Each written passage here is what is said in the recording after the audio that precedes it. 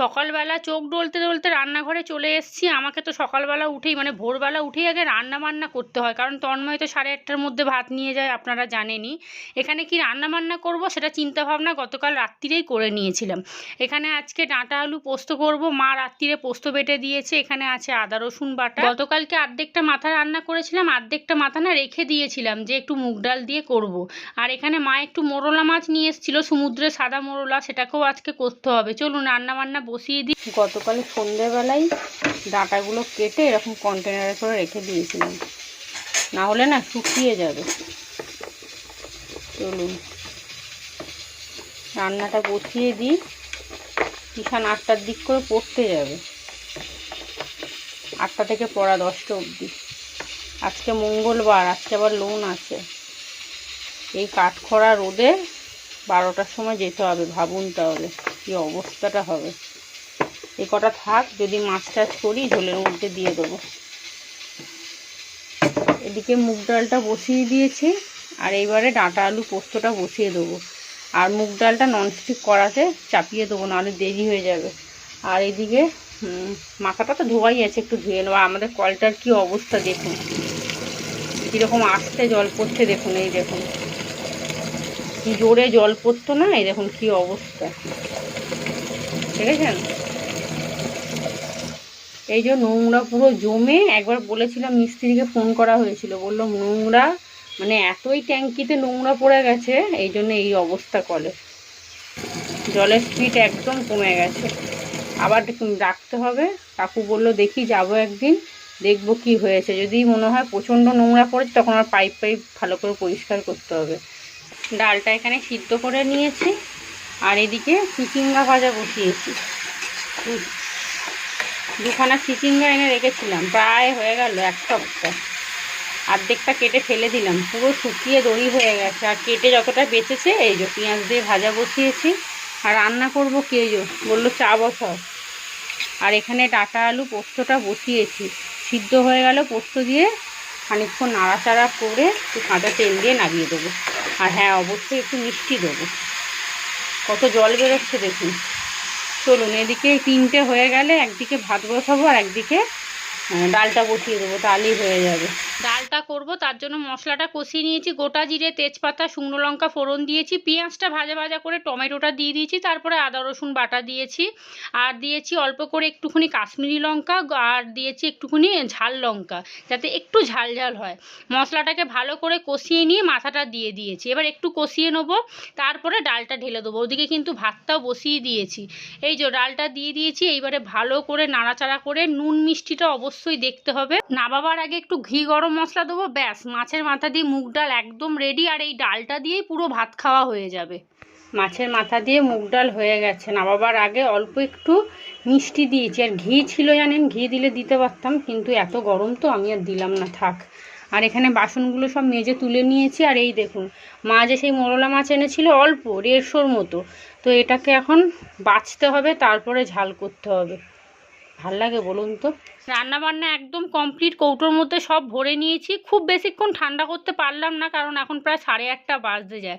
চলুন এবারে ব্যাগটা ওর হাতে দিয়ে এবারে আমি চাটা নিয়ে ওই ঘরে বসি। তন্ময় একটু আগে বেরিয়ে গেল, তিশান তো অনেকক্ষণ আগেই পড়তে চলে গেছে। আমার রান্নাঘরের কাজ মোটামুটি কমপ্লিট। এইবারে খাবো 1 কাপ চা। চাটা খেয়ে তারপরে বিছানা গোছাবো, তারপরে সংসারের কাজে বাজে লাগবো।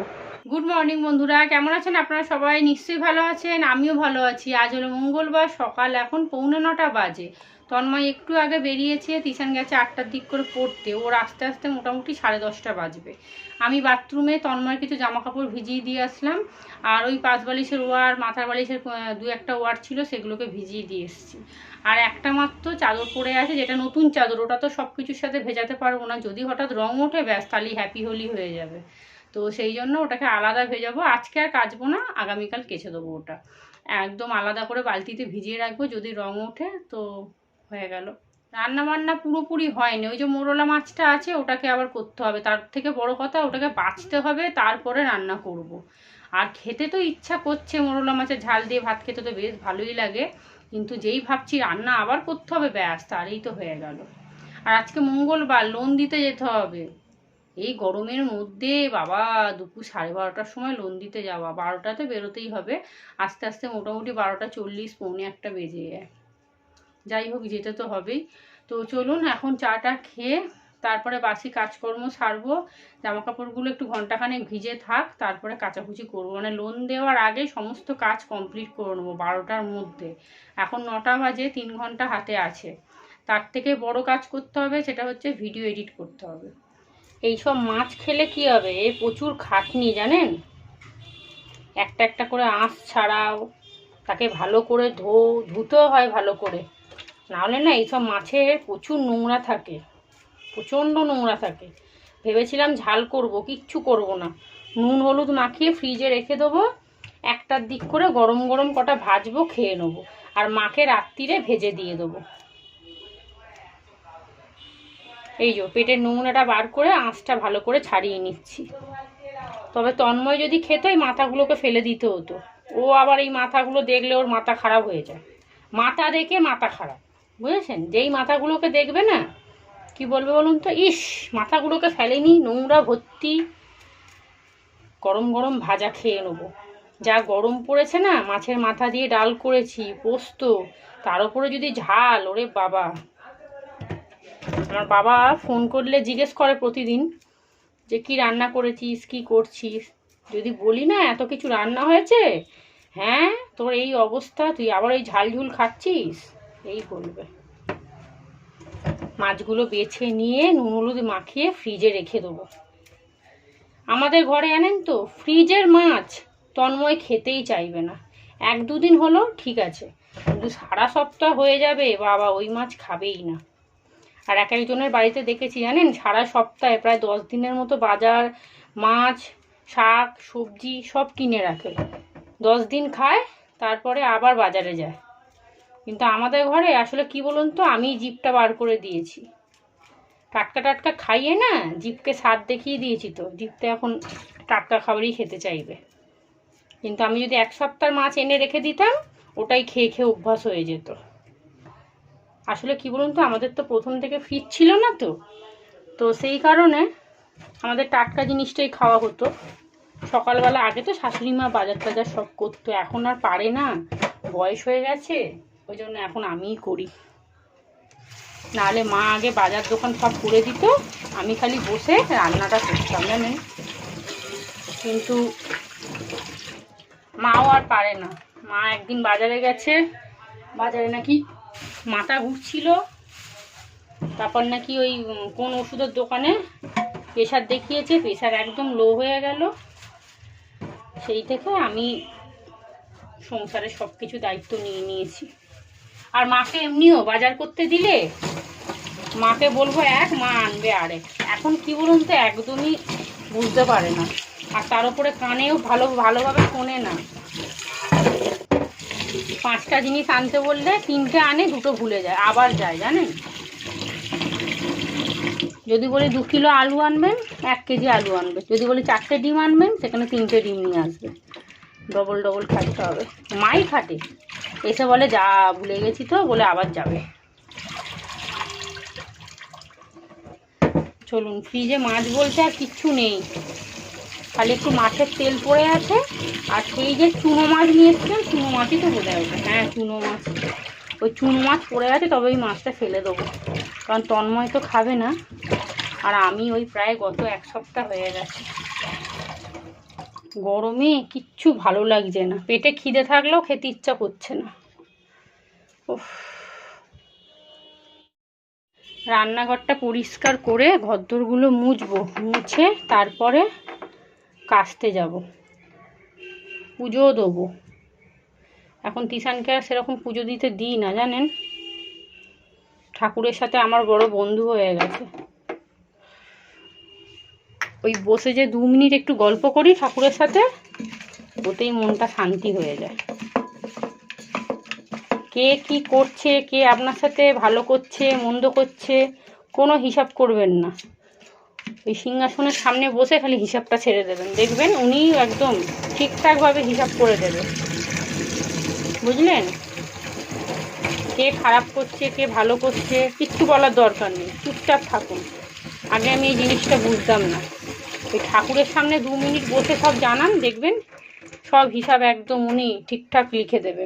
আমাকে একজন কমেন্টে বলেছিলেন যে মন খারাপ করো না, সব ভগবানের ওপর ছেড়ে দাও। একদম ঠিক কথা বলেছিল। ঈশ্বরের ওপরে আর কেউ হয় না। ব্রেকফাস্ট খাওয়ার আগে ভাবলাম রান্নাঘরটা পরিষ্কার করে নিই, অনেকগুলো বাসন আছে সেগুলোকে মাজবো, তারপরে আজকে না গ্যাস ওভেনটা ভালো করে পরিষ্কার করব। রান্নাঘরটা পরিষ্কার করতে করতে তিশান চলে এসছে পড়ে টোরে। আর আজকে ব্রেকফাস্টে ভাত খাবো। আর কি বলুন তো, ভাত খেয়ে না ভারী কিছু করা যায় না, মানে ভারী কাজকর্ম আর কি। আর গ্যাস ওভেনটার অবস্থা আমার খুব খারাপ হয়ে গেছে, মানে নতুন কিনতে পারলে ভালো হয়। এই হলো আমার ব্রেকফাস্ট। একটা ডিম পোচ করে নিয়েছি, অল্প একটু নুন নেব, আর আলু ভাজা আর মাখবো না, ওই ভাতের সাথেই একেবারে মেখে খেয়ে নেব, ব্যাস। আর এত নুন দেওয়া দেখে চমকে যাবেন না, প্রচণ্ড নুন খাই আমি। এর মধ্যে অল্প একটু ঘি নিয়ে নেবো, ব্যাস, তাহলেই ব্রেকফাস্ট একদম জমে। ওরে বাবা রে, গরম কি! আর তিশান ওদিকে খাচ্ছে তড়কা মুড়ি, ভুলে গেছি, দেখছেন অনেকদিন ডিম খাইনি, ওই জন্য ডিম নিলাম।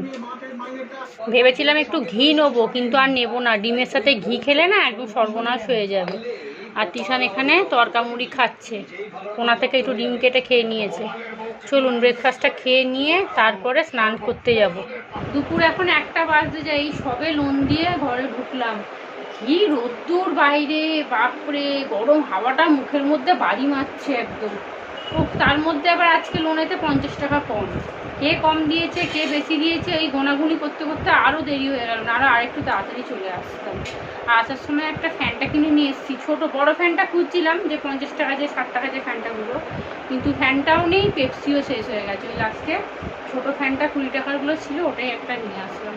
আর তিশান ঘরে ছিল, ও চোখ মুখ পুরো অন্ধকার হয়ে গেছে একদম, মারাত্মক গরম, মারাত্মক। ঘরে থাকি তো বোঝা যায় না। হ্যাঁ, আমি শুধু সারা রাস্তা যাচ্ছি আর তন্ময়ের কথা ভাবছি যে কী করে গাড়ি চালাচ্ছি। ওই বাপরে, মানে ওইখান থেকে এইটুকু হেঁটে আর আসতে পারছি না, এত গরম লাগছে। আর গরম হাওয়াটা না মুখের মধ্যে যখনই মানে মারছে, মানে কেমন চোখ মুখ পুরো জ্বালা জ্বালা করছে। যাই হোক, চলুন, কাচাকুচি হয়ে গেছে, কাচাকুচি ঘরদোর সব মোছা ঝাড় দেওয়া সমস্ত কাজ হয়ে গেছে, খালি বেসিনে কটা বাসন আছে ব্রেকফাস্টে, ওগুলো মাজবো আর স্নান করে ঠাকুরকে জল দেবো, ব্যাস। উফ, কি গরম পড়েছে, বাপরে বাপ। আর আজকে শুনেছিলাম, অনেকজন বলছিল কয়েকদিন আগে থেকে, যে মঙ্গলবারে তাপমাত্রা অনেকটা বাড়বে। গতকালকে তন্ময় এসেও বলছিল যে 43-এর ওপরে হতে পারে মঙ্গলবারে। বাবা রে বাবা, বাইরে কি অবস্থা, যেন মনে হচ্ছে আগুনের গোলা পড়ছে উপর দিয়ে। যাই হোক, চলুন এখন একটু বসি, এইসবে এসছি তো রোদ থেকে, এক্ষুনি স্নান করবো না।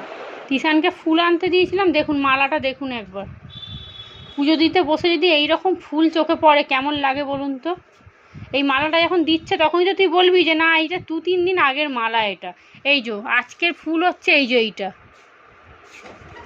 এই যে 2 দিনের ফুল মালাগুলো ছিল, এই যে দিয়ে দিয়েছে পুরো পচা। এটা তুই কেন বললি না কেন যে না নেবো না?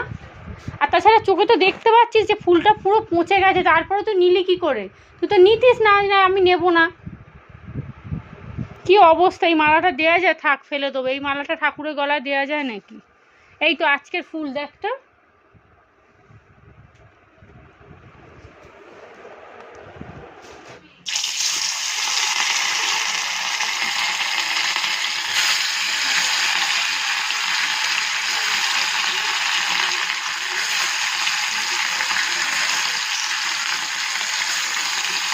আজকে আমাদের দুপুরের লাঞ্চ মেনু, এখানে হাঁড়িতে ভাত, কত জল পড়ছে দেখুন। আমার মা কী করে বলুন তো, হাঁড়ির ভিতরে একটা বাটি দিয়ে রাখে। আর এই হলো ডাঁটা আলু পোস্ত, তিশানের আর আমার। মায়েরটাও তুলে রেখেছে, যে ডাল আর পোস্ত মায়ের জন্য তুলে রেখে দিয়েছি আগে। এই হলো মাছের মাথা দিয়ে মুগ ডাল, যেটা আমাদের বাড়িতে সবার প্রিয়, শুধু আমাদের বাড়িতে বলবো না, বাঙালির প্রিয়। আর এখানে একটু ভাত সকালবেলা নিয়েছিলাম, বেশি হয়েছে, তুলে রেখেছি। আর এই হলো গরম গরম মোরলা মাছ ভাজা। মাছটা ভাজতে গিয়ে তেলটা ছিটকিয়ে পুরো গলার মধ্যে পড়লো, জ্বলে পুড়ে একদম ছাড়খাড়। এই ভাতটা গতকালের ছিল, মাইক্রোওভেনে একটু গরম করলাম। ফেলবো কেন, আমি খেয়ে নেবো। এই গরম গরম মোরলা মাছ খেতে যে কি ভালো লাগবে না। এই কড়াটা না রেখে দেবো, রাত্রিবেলা মাকে দুটো মাছ ভেজে দেবো। তাও খাবে কিনা জানি না, পোস্ত মাথা দিয়ে ডাল মা অত খেতে পারে না। চলুন হ্যাঁ, তিশানকে এবার খেতে দিয়ে দিই। গুড ইভিনিং বন্ধুরা, সন্ধে এখন 6টা বাজতে যায়। এখানে তিশান সন্ধে দিয়ে দিয়েছে, জামা কাপড় যা ছিল সমস্ত তুলে নিয়েছি। আর এই দেখুন, আমার এখন কটা দিন ধরে না এই সিরিয়ালটা দেখার খুব নেশা হয়েছে, যোগমায়া। 6টা থেকে শুরু হয়, 6:30 অবধি হয়।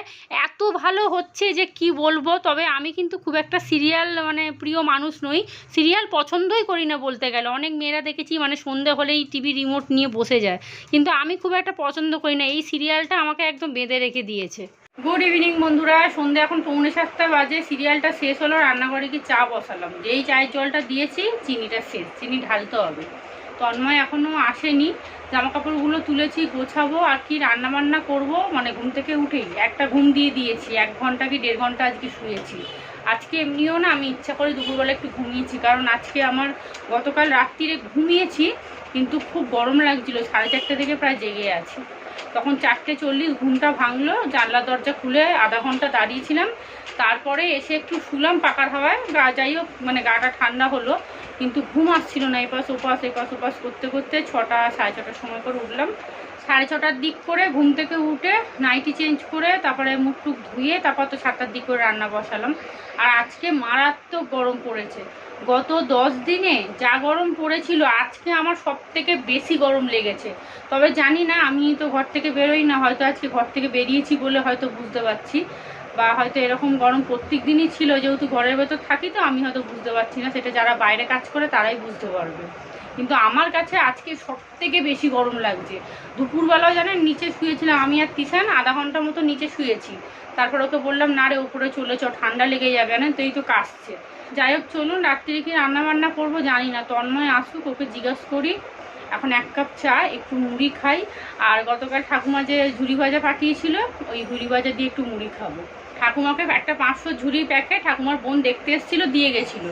আর আমার ঠাকুমার কি মানে একটা অভ্যাস বলুন তো, একটা যদি চপও খায় না 5 জনকে দিয়ে খাবে। আর এটাই আমাদের বাড়িতে সবাই রেগে যায় যে তোমার শরীর খারাপ, তোমাকে দিচ্ছে তুমি খাও না, কিন্তু না, শুনবেই না। আমি যে টক দই নিয়ে গেছিলাম, ঘোল করেছিল, সবাইকে একটু একটু করে দিয়ে তারপরে নিজে খেলো হাফ গ্লাস। আর ওই ঝুড়ি ভাজা দিয়েছে, সবাইকে নাকি একটু একটু করে দিয়েছে। আবার মাকে বলছে কি যে লক্ষ্মী তুমি গিয়ে একটু সুপ্রিয়াকে দিয়ে আসো, ওই 1 কৌটো আমার জন্য পাঠিয়েছে। ভালোবাসা কিন্তু টাকা দিয়ে হয় না জানেন তো, সামান্য জিনিস দিয়েও কিন্তু ভালোবাসা যায়, এটাই হচ্ছে তার প্রমাণ। চলুন চা বসাই, গ্যাসটা অফ করে দিয়ে আসলাম, দেখলাম চিনি শেষ হয়ে গেছে। এখন খাটের তলা থেকে বালতি বার করে তবে চিনি ঢালতে হবে। আজকে দুপুরবেলা আমি একটু ফোন দেখছিলাম শুয়ে, তারপরে জি 24 ঘন্টা চালিয়েছিলাম লাইভটা। তবে একটা ভালো খবর পেলাম, বলছে রবিবারে নাকি বৃষ্টি হতে পারে। 5 তারিখে, মে মাসের 5 তারিখে বৃষ্টি হতে পারে। 5 তারিখটা রবিবারই পড়ছে, তো বলছে নাকি রবিবারে বৃষ্টি হতে পারে। এটা শুনে আমার কি আনন্দ, সঙ্গে সঙ্গে আমার বাবাকে ফোন করেছি। আমি জানো বাবু এরকম বলছে 5 তারিখে নাকি বৃষ্টি হবে রবিবার। আর এই যে মাছের তেলটা একটুখানি ছিল দুপুরবেলা, কড়াটা বার করে দিয়েছি, ওই কড়াটাই একটু ধুয়ে নিই, দিয়ে পাঁপড় ভাজবো।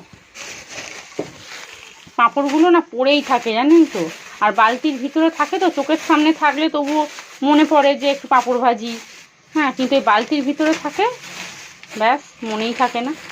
এই পাঁপড়টাই সামনের দোকান থেকে কিনে নিয়ে এসেছিলাম, মশলা পাঁপড়, বেশ খেতে ভালো।